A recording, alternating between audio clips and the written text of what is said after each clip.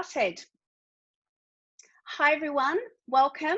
My name is Mish and I am the Strength for Life coordinator for Victoria.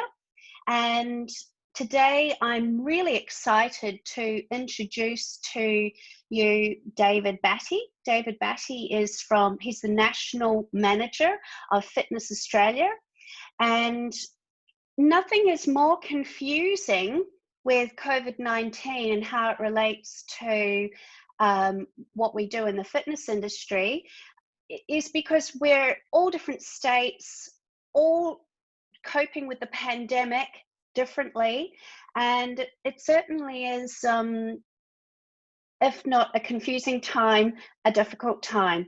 So, and it just changes all the time. So David is here today to give us the absolute up-to-date information that we need to know around reopening and how it affects for the different states that are here. So I know that we've got people from WA, South Australia, Tasmania, Victoria and New South Wales. So we'll be answering those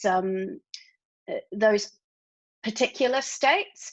But I just want you to make sure that you know about how to access the chat box. If you put your mouse at the bottom, chat comes up. And if you have any questions, because I'm going to keep everybody muted just so that the recording is nice and clear and everyone can hear David really well. But if you have got questions, please put them into the chat box and we'll have time at the end to answer those. So without further ado, I'm going to bring in David and he can introduce himself, and then I'm going to ask him a few questions. So if you have questions you don't think it's covered, make sure you put it in the chat box and I'll make sure it's covered off. Here we go. David, take the floor. Hello everyone. So my name, as mentioned, is David Batty. I'm the National Manager with Fitness Australia, looking after a lot of other regional managers in each of the states. Between myself and a couple of my colleagues, we've also been heading up a lot of the advocacy work around what's happening with COVID and how it relates to the fitness industry in each state. So there's a basic snapshot of where I am and what I'm doing. Great. Okay. So, David, the first question I had for you is, I think the one that we all want to know is, what the hell is happening with each state? Can you just give us a blow by blow? What do we need to know? And put in the chat box, if you could, really quickly, what state you are in, just to make sure we've got everybody, because we'll just, but yeah, if you could give us a blow by blow about where we are right now, and that'd be great.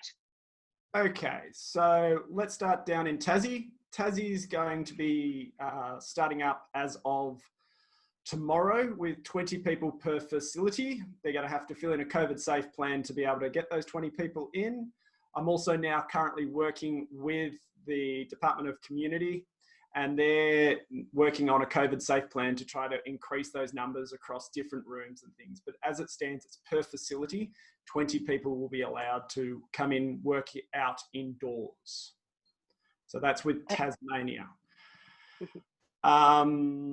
Victoria's a bit different. They're starting 22nd of June with 20 people per open gym space room. So that means anywhere where there's free weights and open space, that 20 people who can walk around in that area will be allowed to.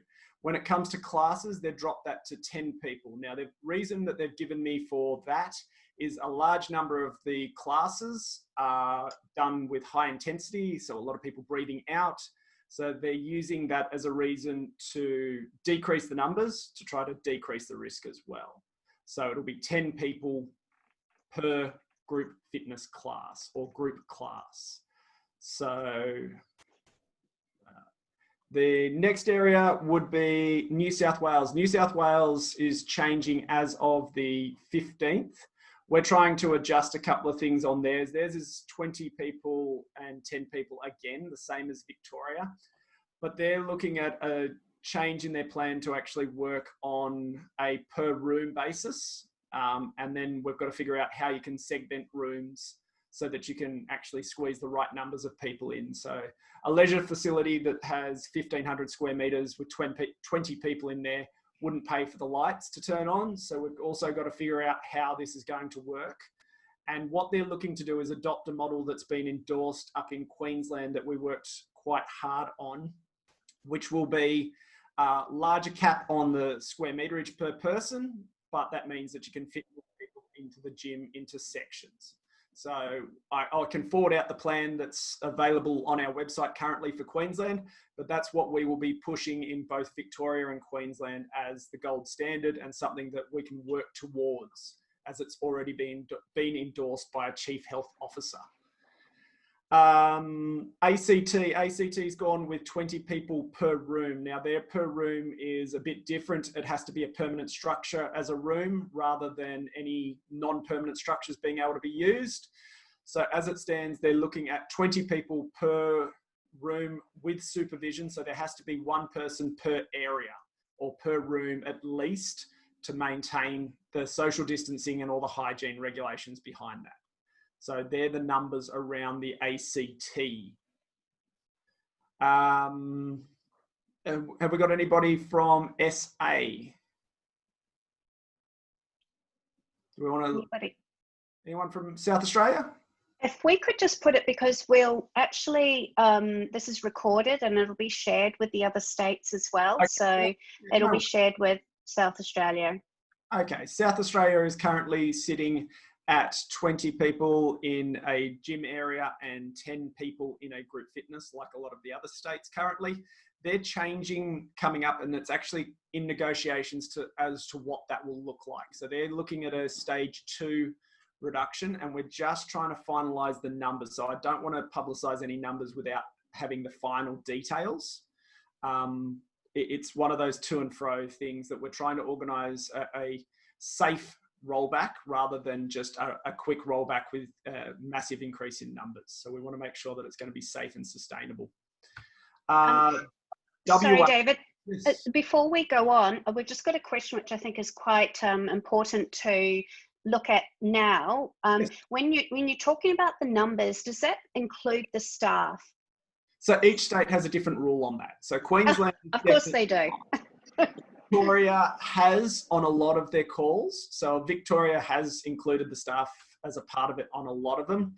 And then on other ones, they haven't. So when we've been looking at plans that have been used for the hospitality industry or a lot of the other industries, they haven't included staff as of stage 2. So we're hoping that they're going to afford us the same kind of opportunities with both New South Wales and with Victoria. But on their early ones, yes, they did include staff. So we've got to make sure that's a priority as a part of our conversation, understand exactly how it's going to impact, because otherwise, if you've got 2 people in there, you're reducing the capacity of your room quite quickly. So yes, as it stands, all the ones that have gone to stage 2 have not included the instructor.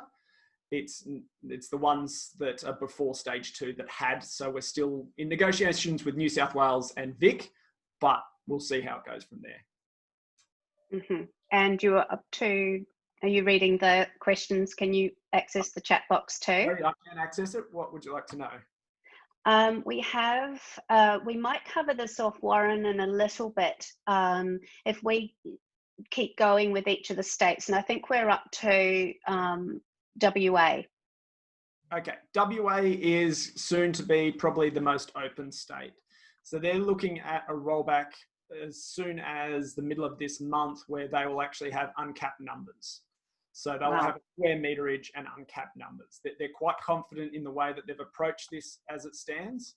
So we will be looking to make sure that there's a lot of assistance from our side to ensure that people can maintain a healthy environment. But their numbers are going to go up, and they're going to go up significantly. So they could be 100 to 200 people in any gym facility. So we've got to make sure that the numbers all match up and everything going well. But yes, they're definitely on their road to a much easier restriction levels than anywhere else. Mm. Okay, so if we covered off on all the states, I think we have New South Wales. New South Wales. New South Wales is somebody I'm talking with tomorrow. They haven't actually formulated their final plan. They're sitting at 20 people for the open gym floor and 10 people for group fitness classes. Okay. So we're going to have a look at, oh, sorry, they were 10 across the board. So we're going to have a look at them. I apologize. They were 10 across the board. So 10 for a group fitness class or 10 people on the floor. That's something that we think that they will change very quickly, but that's going to be up to negotiations over the next couple of days.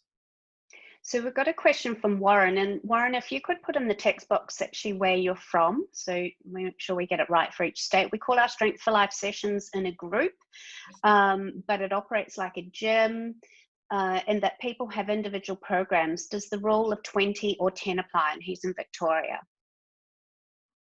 Okay, so it will probably be sitting at the 20 ruling, depending on how that works. So the reason they say with the group fitness is it's usually a smaller enclosed space. So that's why they're really on the front foot on those group spaces, and that you're huffing and puffing. But you're in an open gym floor area, you're not sharing equipment, that will increase the numbers. So it decreases the risk. So it's been a question that I've definitely put forward because there's a couple of other operators that have similar kind of working arrangements with their clients. So we've definitely put this forward to both Victoria and New South Wales. And if I get any answers, I'll forward them straight to Mish and she can forward them out to you. Okay, so as this is a very rapidly changing, when we've spoken a couple of weeks ago, we were like, okay, we need it from today. What is the thing that we need to know from today? And it's changing all the time. Where is the best place for people to go and see kind of blow by blow, changes and how it affects them and their state? Where's the best? Is there a central page or? Well, currently on our website, when it relates to the fitness industry, we put up every article as it comes up. So we've got people putting things up overnight, during the day, all the time. Anything that's changing, so as soon as it changes, it goes up on fitness.org.au. So you'll see that there's a whole list of changes and each state gets their changes, and it's also on all the social medias attached to it. So for up-to-date information for the industry, that would be your quickest and easiest contact. Okay, so that's a good place to keep. I know I get emails from Fitness Australia straight delivered, and that's how I keep updated. Now, we've talked about 5 things that you need to consider to open up. So David, if you could speak to what are the 5 things that people need to know in order to open up safely? So after talking to the Chief of Health of each of the different states, they've all come up with the exact same 5 areas that people will be looking at in any COVID plan. And what I'll do is I'll cut and paste them into the chat box in a second. But the first one is the exclusion of anybody who is feeling unwell, whether they are staff, whether they are members, whether they are anybody. If anybody is feeling slightly unwell under the weather, they must be excluded until they are either proven to be negative or that they've gotten better under their own circumstances. So if somebody has a runny nose that you see coming in, well, you may have to ask them not to come in, as it's just going to be too high a risk to pass on to the rest of the population.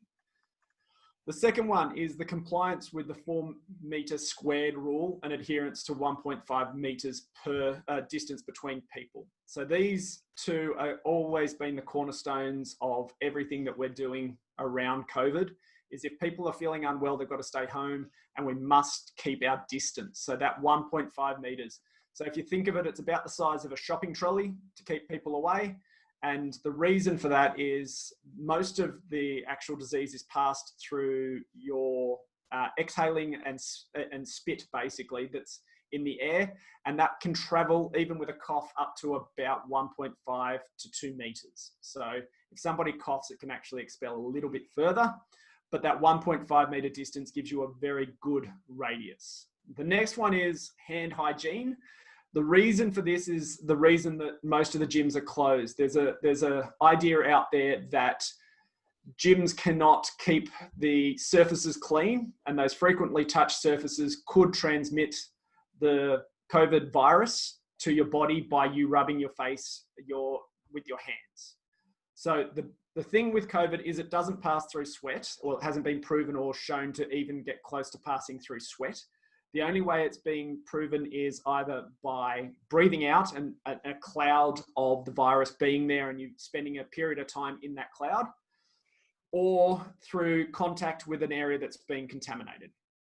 So this being one of the easiest ones to look after, keeping your hands clean and making sure that you get regular hand hygiene is going to be top of priority. So ensuring you've got enough sanitizer around, enough wipes, enough cleans to do all of the things that you require. The next one is enhanced cleaning of all the equipment and the frequently touched surfaces, and focusing on areas where hands make contact with things. So we've got to make sure that any kind of spot that actually you touch with your hands on any devices, whether that's on a treadmill, the two arms beside you, or the control panel, or anything like that, or even the pin that you would use to move weights up and down, they're going to be high touch areas, and they're going to be your highest risk areas for transfer through contact. And the other one is, the last one's going to be monitoring who's in each class and making sure that you keep a very good record of that. So making sure that you understand who is in each class that you've got, and making sure that those people, if needed, could be contacted by the government. So I've just cut and pasted a couple of dot points there for you so that you can use those if needed. Okay, so those 5 things are really, really important. And I think with any sort of change management, the best way to approach it is to make sure that your communication to not only your staff, if you have staff, but with your participants or members or clients, is absolutely important. So I would be thinking about what sort of, how you will communicate these 5 things and why. And I think we're going to touch on that a little bit on this next session, this next question that we're going to talk about, how vitally important it is going to be for your members and participants to see you adhering to these 5 things, these 5 health practices, and that everyone in the organization is as well. So so that brings me to my next part that I want to drill down to the nitty-gritty. Fitness Australia have done some research, and they have said that 80% of gym goers are pretty keen to head back to the gym. However, of those 20% who weren't, the majority of those were over 40 years old. So Strength for Life is a specific program for older adults. We know that older adults have been put into special consideration. There is going to be heightened anxiety around returning. So, David, I'd really like you to talk to now specifically, how can we make our participants feel comfortable? How can we have the best experience possible, and make sure we, work within the guidelines to that next degree? Okay, so it's always going to be a tricky one working with different groups and trying to encourage them back to exercise after a prolonged time of not exercising, as well as something that's as big as COVID as far as fear and anxiety. So the big thing that we've got to start to do, and I would suggest that you start doing it straight away, is starting to really inform people of what steps you're taking and how you're taking them to make sure that they're safe. So if you can assure people that they're safe and show that they're going to be safe, it's going to be your first big step. If you jump onto our website, we've got a whole heap of resources there, and those people who have memberships with us can also get a bit of branding that has a COVID safety branding attached to it, which means that you can get a whole heap of things on your websites and everywhere else that actually says that you stick to within the guidelines of the fitness industry for the highest possible adherence, which can also assist in people feeling just that little bit safer in the environments that they're in. I'd also talk to people about the distances. So when we have a look at these minimum standards of 4 square meters and 1.5 meters between people, if you start talking to people and saying, but we're going to expand that just a little bit because we're more worried about your health than we are about the number of people coming in, you'll find that a lot of these people start to reduce their anxiety. You start talking about things like, you're probably going to be closer to people in the shopping center than you are at the gym. Things like, has anybody gone to a restaurant? None of our products go in your mouth unless you put your hands on your face. Those kind of ideas that they can justify, and they can think about it in a contextual environment, their own environment. They can go, right, I understand that, and I understand where you are risk mitigating on my behalf. Mm. So increasing those hygiene things, like I think one of the key ones that we had up in Queensland was the reason that they didn't open us was because people were thinking that the equipment was frequently touched and not clean. Now, if we had protocols that said you use say a chest press machine, and you're using that chest press machine 50 times a day, if people were wiping that machine down before they use it, after they use it, and then we have somebody walking around once about every hour or so, wiping down those frequent surfaces, we calculated it was about 130 times that surface was wiped down with bleach, basically, to kill any virus, and that it's probably safer than just about any other surface that you could actually go to out in the street. So what we need to do is put those kind of numbers to people and get them to understand that they're going to be responsible for part of this themselves, by ensuring that you've got enough cleaning stations and enough cleaning equipment so that they can clean it beforehand and after they use it. So it maximizes their feel of safety because they're also in control of their own cleanliness in that environment. Okay. So they would be my main points. They would be the points that a lot of people have brought up as the risks, and that's where people see the easiest risk mitigations on those. Okay.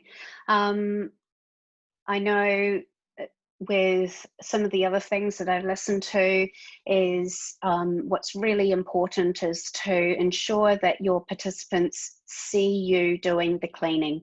Definitely. Don't do it when they're not there. Do it when they are there, so that they, every time they see it, it's going to reinforce that this is a safe place for them to be in.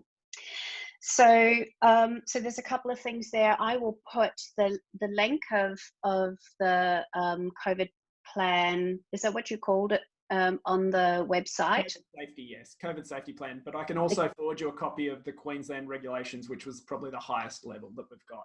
That would be really good. So that from what I'm hearing is that the Queensland is the gold standard. And if we all try to aim for that, we are, what did they say? Shoot for the moon and fall beneath the stars, something like that. So, you know, yeah, going for that highest level is going to be really, really important, as well as communicating this to your participants. So what are you doing now in preparation for communicating? And because we've got older participants, some of them are not on email, it might actually mean that you have to get on the phone or even send out a letter and stipulating all the ways that you are making it safe for them. As well as I'd say signposting it inside the gym will also help as well. Yes. Signposting, making sure people can visibly see that you are proactive on what you're doing. Great point. Or wherever you run your sessions. So we have a whole variety of venues. So just actually, I just want to clarify, David, as well, for Victoria, is the instructor one of those 20, or it's 20 plus the instructor? So currently is only outdoors, and the instructor is counted in the 20, but that will change. So when we get to the next stage, it will change, and that's in a couple of weeks' time. In a couple of weeks' time. Okay. But keep the questions coming. They are fantastic. I want you to make sure that you leave the session feeling really armed with what you need to do and how to do it. So my next question to you, David, is something I'm particularly interested in is, with every, what do they say, never waste a crisis, and with every crisis there is an opportunity. And it was disheartening that gyms were lumped in with casinos and nightclubs, when we know what we do for our participants is just so vital and so important. So, and I think the biggest indicator of that is that we all had to stay at home except for exercise. Just that alone is saying, actually, no one doubts that that exercise is good for us, and certainly in this particular time, not only for our physical health but our mental well-being as well. So we are in a crisis. There is an opportunity for us to promote physical activity. I want to know, what exactly is Fitness Australia doing in terms of advocacy for our industry and to just get people moving more? Okay, so that's going to be a fairly large category. Currently, most of my work is around how gyms are going to open and a lot of the work behind there. But we do have a team working with different state governments with their sport and rec teams around getting people more active more often. So there is a very big push from each of the states to have different ways for people to exercise, whether that's at home, whether that's in a controlled environment. And the recognition of this is coming in that Fitness Australia is now being allowed to develop a lot of the websites for a lot of the states for their active promotions. So we now will be using content from various sources. So I've had a chat to Mish around possibly getting some video footage for older adults and exercise for Victoria. And there's going to be similar things in South Australia, Tasmania, and other places where there's going to be opportunities to promote your brand as well as help the community in a massive way. So in this, the whole of this COVID program, the COVID problem has caused the industry to sit back and actually have to look at what we do and how we affect people's lives, and how that effect is going to be seen for the future.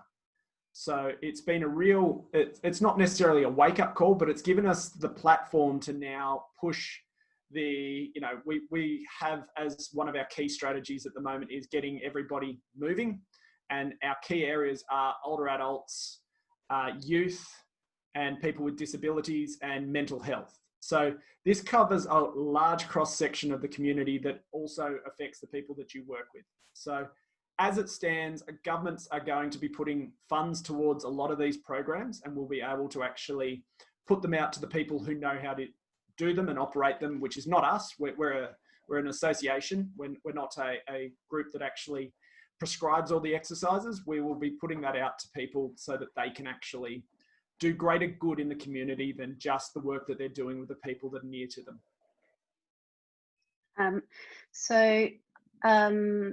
That's really exciting. So I'd just like to do a little spruik for Strength for Life. If you are a provider or instructor, because we are a not-for-profit and one of the leading organisations that the government works with in terms of, they've got their ideals or their funding of wanting to make sure older adults are active, that's where COTA comes in. So, if you have signed your agreements and joining back up with us, watch the space. We are very much going to be leading the way in this area. And if you haven't or want to join us, because I know a whole range of people come to these trainings, these free trainings, feel free to reach out to your Strength for Life coordinator in your state.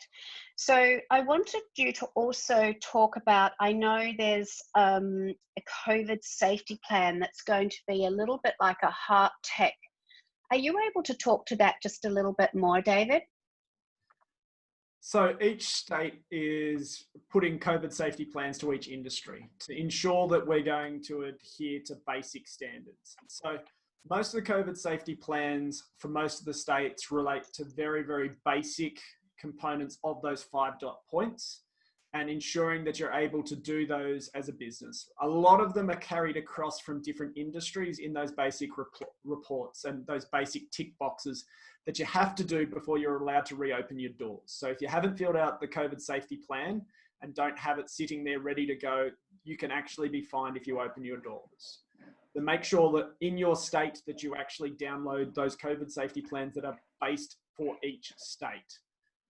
A lot of those ones have not gone up yet. So say with Victoria, what happens is the government says we're going to open up gyms, then the health department starts to develop the rules around it. It's not develop the rules and then they actually go and say we're going to open up gyms. So what happens from there is, now that I'm sitting in with the government, talking to them around these COVID safety plans, they are going to change what happens for the future as well. So I can't give you the exact COVID safety plans, especially around Victoria and New South Wales, because they don't exist as it stands. But other states already have them up. Tasmania has them up. For Tasmania, you use the small to medium business template that's associated with it. South Australia has it on their website there under the COVID, under the business. You'll see the COVID safety plans are there. So each of the states has their own COVID safety plans that are up, who are open currently for business. Those that are not with walls or anything like that have not got their COVID safety plans up yet. So Victoria doesn't, New South Wales definitely doesn't. So ACT definitely does. They've got their plan in there that you must fill in as well. Okay. Does that, just give me a thumbs up, Belinda, if that answers your question that you've put in the chat box. And S. Gray, I'm not too sure who that is, I don't quite understand that question, but you have mentioned about following isolation, they'll all require reassessment. And I think that's a really important point, that it may be that because Strength for Life is a individualized strength and balance training program, that just kind of getting them into what they were doing just may not be appropriate. And so retesting will be very, very important as part of your plan coming back. Does that answer your question? And Belinda, do you feel like that has answered yours as well, regard to your COVID safe plan? Great. Okay. So does a COVID safe plan have to be, so does the requirement for the COVID safety plans apply also to older group exercise sessions in community rooms? Great question. Are you able to answer that, I can answer David? it on behalf, yes. Everybody that opens up that has walls and a roof will have to have a COVID safety plan as a part of your business. So anybody that operates under business under a COVID environment will require a COVID safety plan. Okay. Now, I've actually covered off on all the questions that I have written down for David today, but I want to open up to, if people want to either unmute themselves and ask a question or put it straight into the chat box. I'll leave it open for the next few minutes. I really want to make sure that everyone, comes away or goes away with as much information as that they need to open safely. So I've got another question here. Oh yes, that's right, we've got that one. Also, if you wanted to share in the chat box how you are going to communicate these, your standards of cleanliness and your 5 things that you're going to have, how are you going to communicate that to your participants. Maybe write that in the chat box.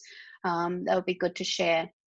I also noticed David has written his email address in the chat box as well, david.batty@fitnessorg.au. If you have further questions, he is definitely the person who knows blow by blow, minute by minute, state by state. So Kerry said she's going to do MailChimp and Facebook and put it on her website. Fantastic. Susan has asked David, when visiting individual clients' homes, do I need to do anything else? That's a tough one, because we know that was one that the health departments were trying to struggle with themselves. I would put together a plan anyway, because it'll actually make your clients feel a lot safer either way. But as far as it goes, they're allowed to invite you into their house as it is. So each state is allowing you to be invited into somebody's house. And as long as you're not inviting them to your house, and your house would be then classified as a business, most of the states are accepting that anyway. So there is no COVID safe plan attached to it. I personally would just make sure that you've got your own plan to cover yourself and your clients, so that those 5 points are dotted off, really well thought out, making sure that everything's wiped down, everything's clean, because the last thing that you'll need is any kind of problem to come up, and then you feeling the wrath of that at the other end, and how that would make you feel as an individual as well. That's a really, really good point. Okay, so I've got a question for you, David, and well, I'm actually going to open up to everyone. So I play cardio tennis, and I ran into one of my people that I play with at the supermarket, and she is an older adult as well, and her response to me was, oh, it's all a bit silly. It is just like the flu. I think they're lying about the numbers. I think we're all okay. And she made a point of touching me to prove that she was, not buying into it, which made me feel really uncomfortable, because I didn't want to, I felt really uncomfortable. I would like to know if, but you could well have either naysayers right through to conspiracy theorists in your group that make you feel uncomfortable, or other participants feel uncomfortable. I'm just wondering if, and feel free if you want to unmute yourself and talk to that as well. But David, if you've got any pearls of wisdom. I would have a plan set aside already. So we've got, as a part of the Queensland guidelines, we had to actually sit down and say that each business would have a plan for their staff to deal with difficult situations, from anything from a bodybuilder telling you to get stuffed to an older adult to a young kid. So we've definitely said that you should have these strategies in place, and how you want to handle them planned out in advance. Don't wait till it happens. That would be my big thing. If you wait till that happens, it's already too late, and you could lose a lot of the people in the group because they feel unsafe.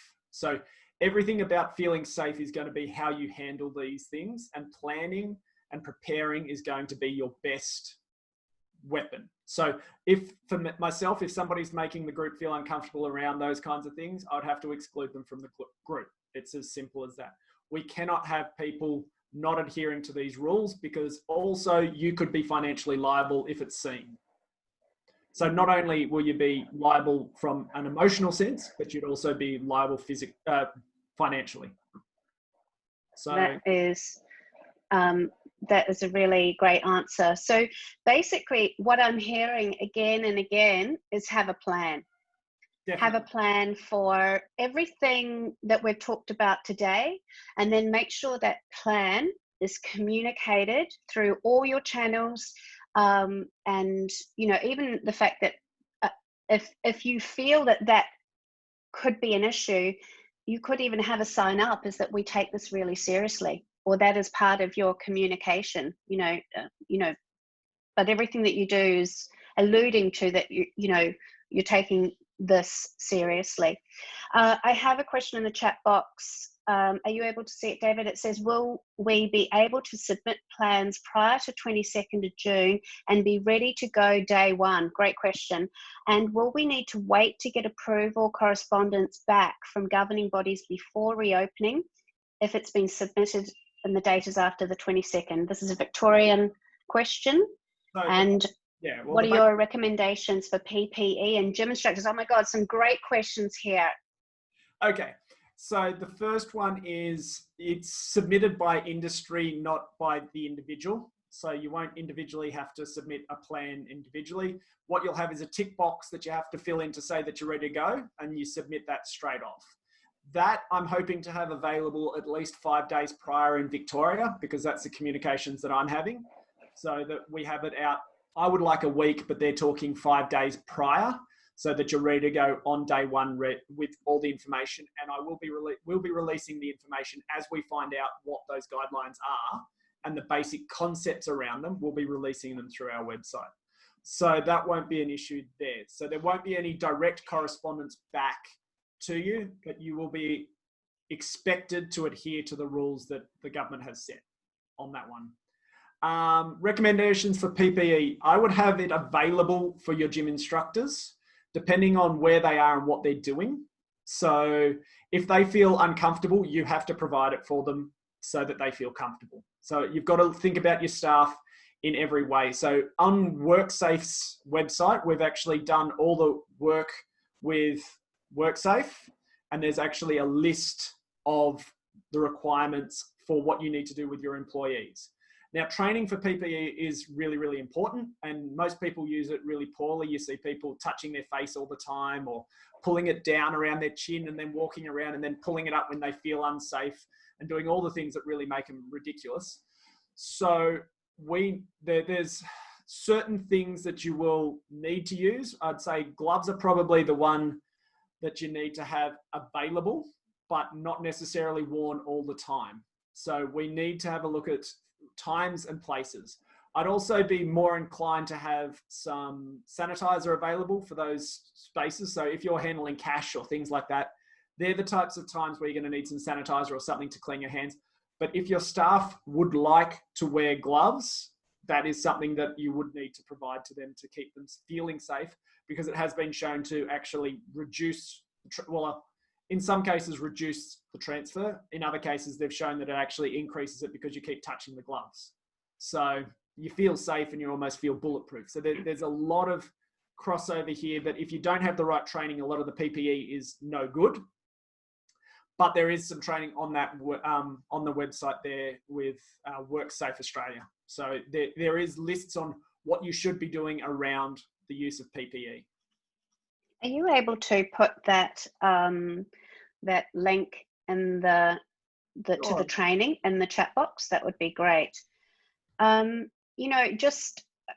know that from my experience of visiting lots of Strength for Life sessions across Victoria, is that most work on a cash basis. People come along with their $6 or $8. I've always personally thought that this is like an extra admin that is burdensome for the provider or the instructor. This may be the opportunity that you can take with your participants to ask them to start to using internet banking or set up a direct debit, or however they want to do it. If you can get less people bringing cash, that is not only good for health reasons for both of you, but also for business and administration as well. So, they're all considerations. This is the opportunity to change and modify parts of your business that that may have been laborious in the past, and dealing with cash, I think, falls into that. So David has put into the chat box where to go for how to work with PPE. Are there any more questions or any other comments that other people would like to share today?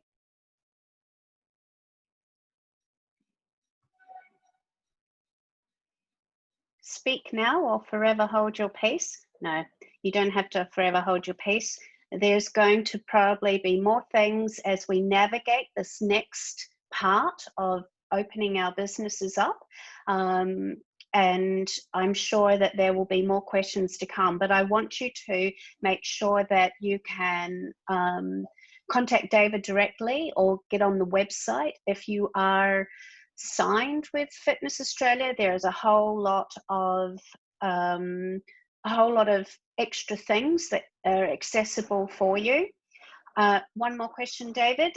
Does David have any idea on the next date for restrictions lift? And you'll have to probably go through each state. We know that the 22nd, I think this is a Victorian. So they're looking at 3 to 4 week cycles. So they usually like to sit at 4 week cycles because that's 2 full cycles of the virus. So if there's any numbers going up, they can actually then modify what their next plan is. But most of them are sitting around that 3 to 4 week at the moment. So each plan usually lasts for three to 4 weeks. Depending, if the numbers change, that's going to change, of course. Okay, and Rod has said, in community facilities that have multiple users, who is responsible for COVID safe plan? Great question. You'll be responsible for the safe plan for what you're using it for. So if people are using it for different things, they're going to be responsible for creating a COVID safe plan for their own. So if you're in, say, a leisure centre and it has multiple areas, so a pool, a group fitness activities, you've got courts, you've got everything, each area has to have its own COVID safety plan, or each activity has to have its own COVID safety plan. So whoever's responsible for the activity should know or have filled in the COVID safety plan. Okay. Are there any more questions? We can get participants to use gloves instead of wiping things like cloth leg weights. No. That's a no. No, the reason being that it's the contact with your face and then onto a surface, and you still got transfer. So people will still touch their face with gloves. So it's not necessarily the gloves themselves that will protect you, because it doesn't absorb through your skin. So it's not a contact disease which will go through your skin. It has to go through your mucosal layers, so in through your eyes, your nose, or your mouth. So the problem isn't necessarily around the transmission through your skin. So gloves won't save you if you touch your face straight afterwards. Right, yes. Okay. Short answer, yeah. You can't trust everybody not to touch their face. Just by you saying that makes my nose itchy, and I want to give it a scrub. So the main, I'm going to recap now, and what I feel like the key messages is that you absolutely must have a plan for all scenarios, and then, because this is all about change management and our brains don't like change, that the best way we can have adherence to the plan is make sure that your communication is really, really strong. So you're saying the same messages, they're seeing those messages, and those messages are being repeated through every channel of communication that you have. Face-to-face, signs on, through social media, on your website, via email, and for some of our older participants, it might even be talking on the phone or even sending them a letter. Remember that? Snail mail. But everything to make them feel safe, so that they can come back. And then obviously adhering to the plan. The last thing we want to do is to have an outbreak and it be traced to the fitness industry. It would be it would set us all back. And I think particularly for us who work with older adults because they are more vulnerable. So the government looking at they're saying that there will be a case. It's our response post that as well. So understanding what the case that goes in. So there was a case of one of the members of the Ruby Princess going into a fitness facility when they came off the boat. There was no transfer, no problems around that in that fitness facility. But they're saying that people with COVID will go into gyms at some point because some people are not showing symptoms. It's also how we handle it at the other end. So if something did come up that somebody's there, that you've got all the right precautions in place to protect everybody else. Right. So that leads back to that making sure that you have meticulous records of who is in. So there's can be contact tracing, and that, you know, this is done very quickly and to contain any outbreaks should they occur. I haven't seen any more questions. I just want to reiterate that it's david.batty@fitness.org.au. Oh, one last question. Should we check clients' temperature as they enter? From what I know is that they might have the COVID-19 but be asymptomatic, so there is a bit of jury's out on that. David, can you add to that? So that was a precaution that's been done overseas quite a lot. It's a nice feeling. So people do feel a little bit safer when they show that. And there is a fairly strong link between people who are symptomatic and having a temperature. So in excess of 37.3 or 4. So that is good for if you're wanting to make people feel safer. But as a diagnostic, it's probably not there. It's not something that they're saying is the only reason, the only way you can show it, or that not everybody gets a temperature.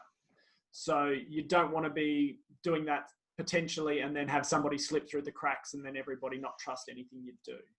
So that's the reason that a lot of places haven't gone to thermometers, saying that the government's going to that for people coming into the country, and they're doing body temperature scans, and a lot of other hospitals and things are doing the same.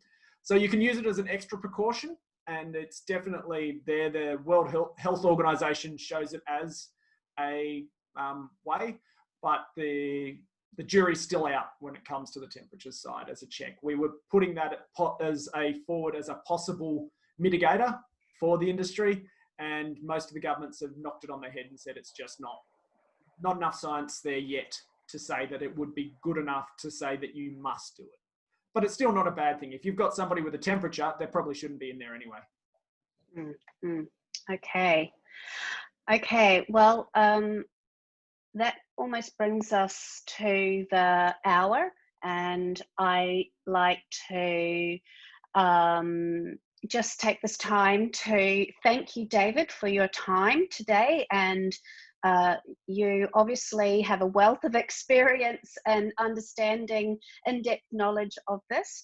I want you to make sure that you feel comfortable, and if there are any further questions, you've probably worked out that David is pretty approachable, and he will not mind if it's better, even if you feel it's too silly or too small, it's better to find out and have that peace of mind. So thank you so much for joining us today. We will be running some more free training in a fortnight's time, in same time, same place, and I hope you'll rejoin us there. So thank you, David. And I heard this is a little tip. If you want to, we can't clap hands, so we can clap David by simply taking our fingers up to the camera and giving them a bit of jazz hands to give them a clap to say thank you very much. So great to have you here today, David, and I hope to see you all in 2 weeks' time. All good? Thank you. Bye-bye, everybody.